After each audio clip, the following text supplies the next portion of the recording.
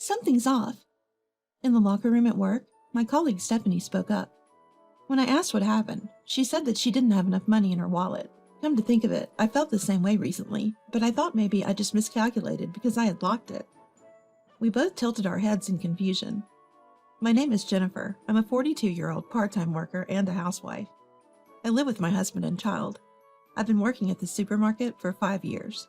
The workplace is a small supermarket. The owner started the store, and there are 2 other supermarkets of the same scale. There's a separate store manager, so the owner isn't always around, but he's a friendly guy who sometimes comes in to greet even the part-time staff. Since the store is small, everyone knows each other's faces and names, and part-timers generally get along well. Stephanie, who joined around the same time as I did, is a year younger, and we became close after discovering our kids are in the same class.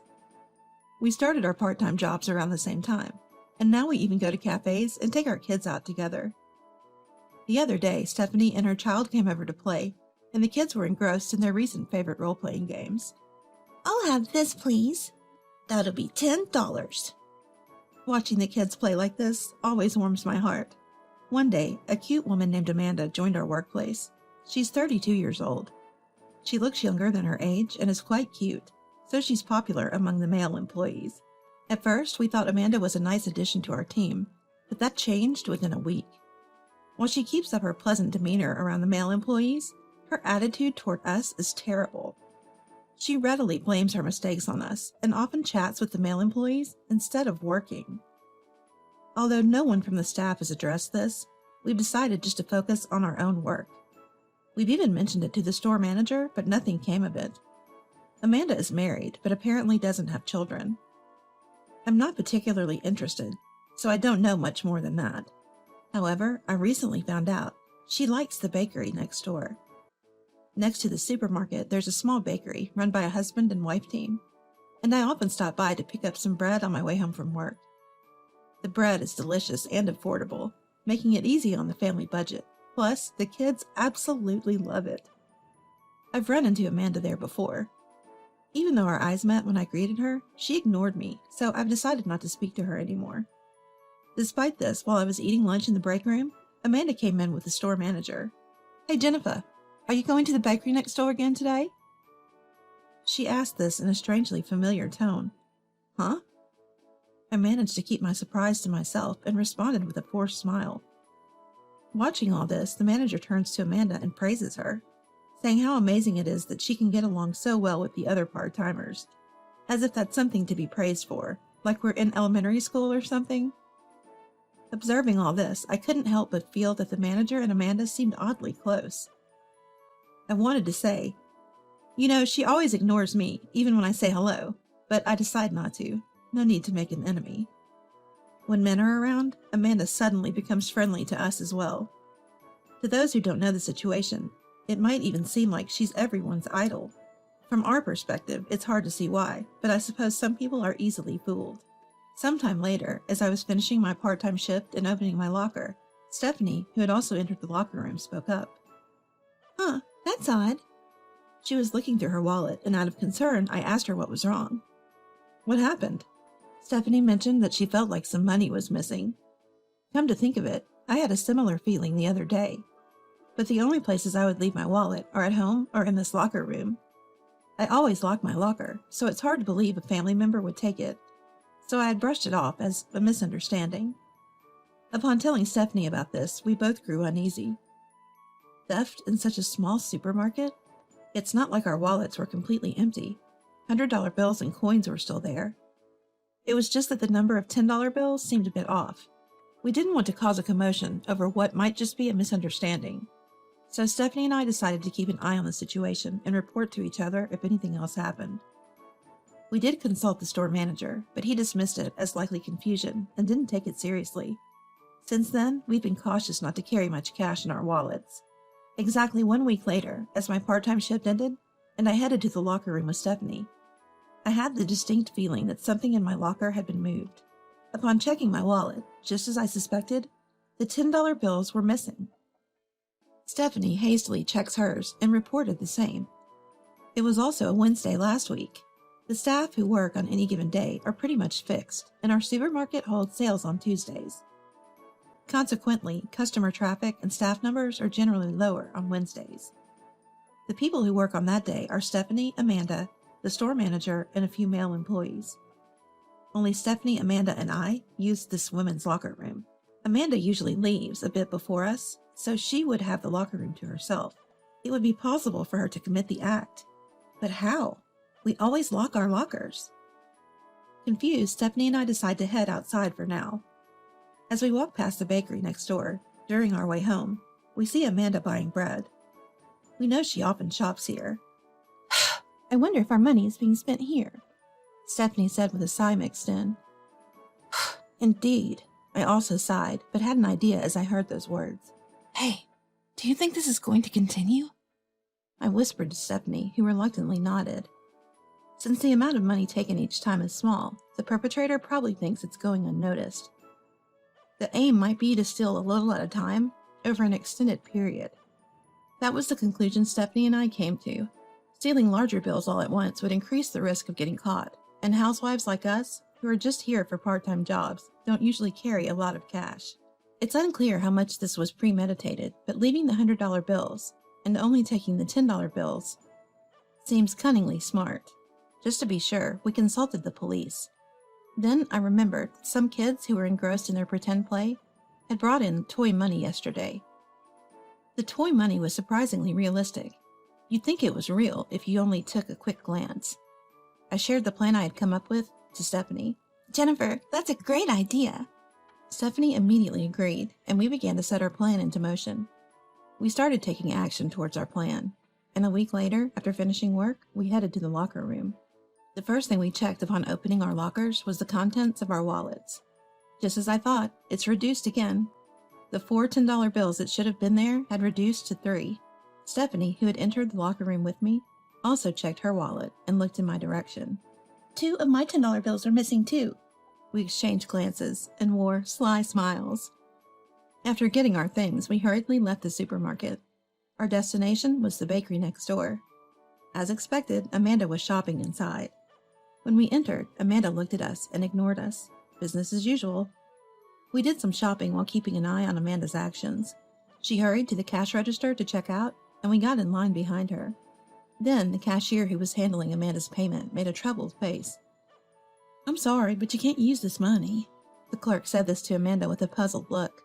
"What? Why? I'm a regular here. Hurry up." Amanda yelled at the clerk. Behind her, Stephanie and I started a conversation. Speaking of which, I left that toy money the kids were playing with in my wallet yesterday. Upon hearing this, Stephanie also said, "Oops, me too. Kids that age really want to use the real thing, don't they? Of course, the money was just toy money, but I did lend them the wallet." At that moment, I didn't miss Amanda's body reacting to our conversation. The clerk, perhaps not wanting to embarrass Amanda, was indirect at first, about not being able to use the money she had offered. But when Amanda didn't get it, the clerk was blunt. "This is toy money, you know. Don't you have any real cash?" Hearing this, Amanda began to panic. She took a close look at the money she had offered and went pale. Then she turns to us and says, "Jennifer, could you lend me some money?" Since there were no other customers around, I asked Amanda, "What's the deal with that toy money, Amanda? You don't have kids, do you?" A flustered Amanda was at a loss for words. I peeked over at the register and said, "Oh, that money looks like what my kids were using. Mind if I take a closer look?" Turning over the toy bills. I found Stephanie's child's name written on one. Flipping another bill, I found my own child's name written. "Amanda, what's the meaning of this?" When I said that and looked at Amanda, she went pale. We briefly explained the situation to the bakery clerk and took Amanda outside. "Would you care to explain?" Confronted, Amanda glared at us. "You tricked me, didn't you?" Hearing this, we both laughed. "Well, perhaps, but isn't the real wrongdoing stealing someone else's money in the first place?" Upon being questioned, Amanda incredibly began to brazen it out. "It's just $10. You're calling that stealing?" Stephanie and I exchanged glances at her words. "Just $10. What kind of nerve do you have to say something like that? Whether it's $1 or $5, theft is theft. Even so, making me lose face like that in public?" Amanda glared at us, but seemed to be at a loss for words. We put a lot of thought into this. At first, We thought maybe we were mistaken about the contents of our wallets. But both Stephanie and I noticed similar things happening multiple times, and they always coincided with days you'd come into work before leaving early. So we thought something was up. We noticed that you always shop at this bakery on your way home, and since they only accept cash, we put toy money in our wallets. We didn't think you'd actually try to use it without noticing. We thought you'd realize and stop stealing, but that wasn't the case. At my words, Stephanie also laughed. Amanda glared at us, but seemed at a loss for words. I continued. When we first noticed, we spoke to the manager, but he brushed it off as a misunderstanding. That seemed odd to us. Is he an accomplice? Because we lock our lockers, and the only person managing the spare keys is the manager. Did you use that to open our lockers without permission? I wondered if the manager was just ignoring me because he thought it was too much trouble. But if he's complicit, I can see why he'd insist it's a misunderstanding. But given Amanda's visible discomfort, we might not be far off. If you apologize and return the stolen money now, we might be willing to forgive you. We gave her the option, but she didn't seem inclined to apologize. Amanda retorted, "You don't have any proof that I did it. This money was given to me." Then she stormed off, glaring at us. We had consulted the police about this, so we thought about withdrawing the complaint if Amanda apologized and returned the money. But after seeing her attitude, we were fed up.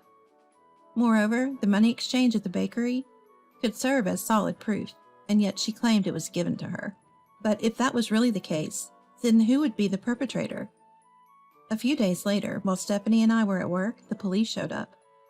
The manager and Amanda were also in the back room.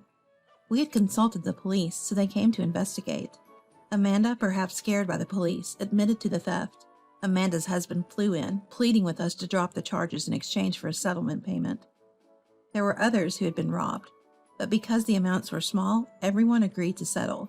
The ones who suffered the most were Stephanie and me, likely because our work schedules made it easier for us to be targeted. During the police interrogation, questions arose about how Amanda had gotten hold of the spare keys. The manager insisted he had no idea, that Amanda acted alone. But since he was the one managing the spare keys, it wasn't something a part-time worker could just take. I thought perhaps the manager, as an accomplice, had decided to throw Amanda under the bus. But what I learned later was unexpected.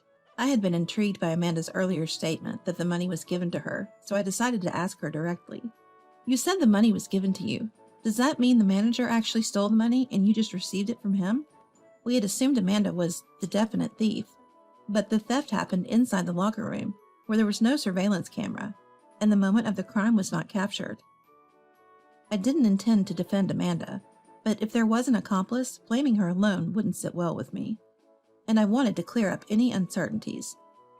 Upon hearing my question, Amanda looked down, and the manager, who saw this, became furious. "Are you trying to pin this on me? You're the one who stole it." Amanda also erupted in anger. "You're the one who said we should go out and have some fun with the stolen money. You gave me the spare key. You're the one who told me to shop at the bakery next door because you like it." Amanda suddenly confessed. Listening to her, it appeared that she and the manager had been having an affair. It made me feel sorry for Amanda's husband, who had to hear all this in public. However, Amanda's husband seemed to be around my age and was very composed. He had suspected the affair, and said he would insist on compensation, but was not considering divorce at the moment. He would monitor the situation until the settlement and compensation money were fully paid. Just when we thought this was the end of the matter, a few days later, the manager's wife stormed in. To be precise, he was now the former manager. By the time the police arrived, the president of the company had learned about the incident and immediately demoted the manager. We're not sure what the president's plan is to do next, but for now, the manager hasn't been fired. He's been instructed to properly hand over his managerial duties. The wife who stormed in apparently called the former manager and Amanda to ask for compensation. I initially thought Amanda would quit the supermarket, but her husband told her to continue working until she finds another job. So she's still here. Because the former manager's wife came in during business hours, the regular customers also got wind of the situation. Plus, she also explained the situation to the couple who run the bakery next door, so the rumor has spread there as well. Amanda and the former manager have become somewhat infamous. Eventually, Amanda found the situation too uncomfortable and ended up quitting. According to the part-time staff network, someone spotted her working at a restaurant near the next station over. The former manager is still showing up for work as he is in the midst of handing over his responsibilities, but he looks worn out, presumably due to the unfolding divorce proceedings. Rumor has it he'll quit once the handover is complete, so we'll likely only see him for a few more days. We've received the settlement money, and it's a relief to know we weren't wrong in our suspicions. I have to thank the kids for playing pretend. It gave me the idea for the sting operation. To show my gratitude, I'll stop by the bakery next door today and buy the kids' favorite bread to bring home.